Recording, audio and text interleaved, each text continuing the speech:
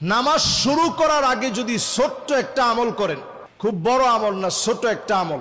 আল্লাহর নবী একদিন দেখলেন সাহাবাই কেরামের মধ্যে কেউ একজন এমন কিছু নামাজের আগে শুরু করার আগে পড়েছে, নবীজি দেখলেন 7 আকাশ খুলে দিয়ে আল্লাহ রাব্বুল আলামিন অজর ধারায় রহমত গুলা নাজিল করে দিয়েছে। সুবহানাল্লাহ।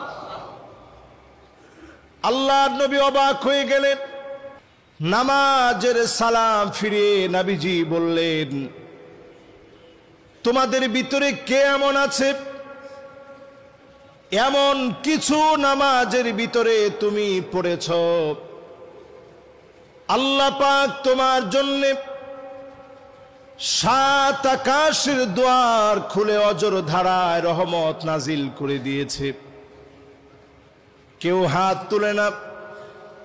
একজন সাহাবী হাত তুললেন, ওগো নবীজি,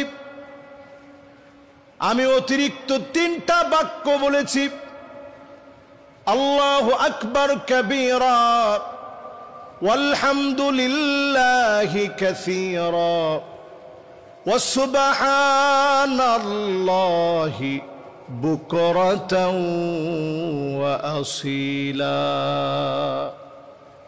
আল্লাহু আকবার কাবীরা ওয়ালহামদুলিল্লাহি কাসীরা ওয়া সুবহানাল্লাহি বুকরাতাও ওয়া আসীলা।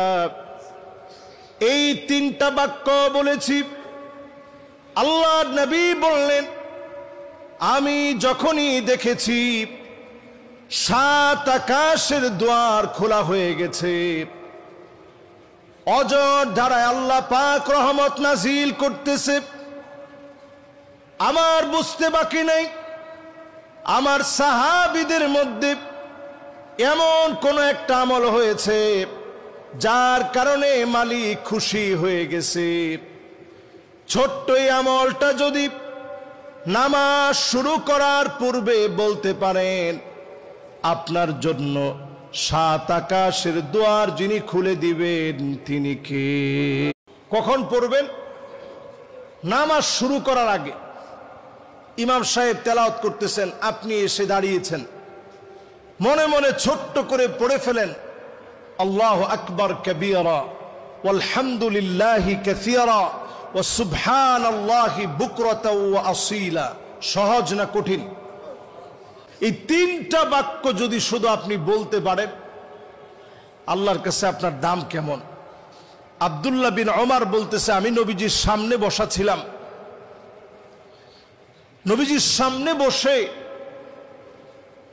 আমি নবী করিম সাল্লাল্লাহু আলাইহি ওয়াসাল্লামের এই কথা যখন শুনলাম, সাহাবীর আমলটা যখন আমি শুনলাম, মা তারাকতুহুন্না মুনযু সামিআতুন নবী সাল্লাল্লাহু আলাইহি সাল্লাম, এই 3টা বাক্যের কথা যখন নবীজির পাক জবান থেকে শুনলাম, জিন্দেগিতে আর কোনোদিন আমি এই আমলটা ছাড়ি নাই। সুবহানাল্লাহ।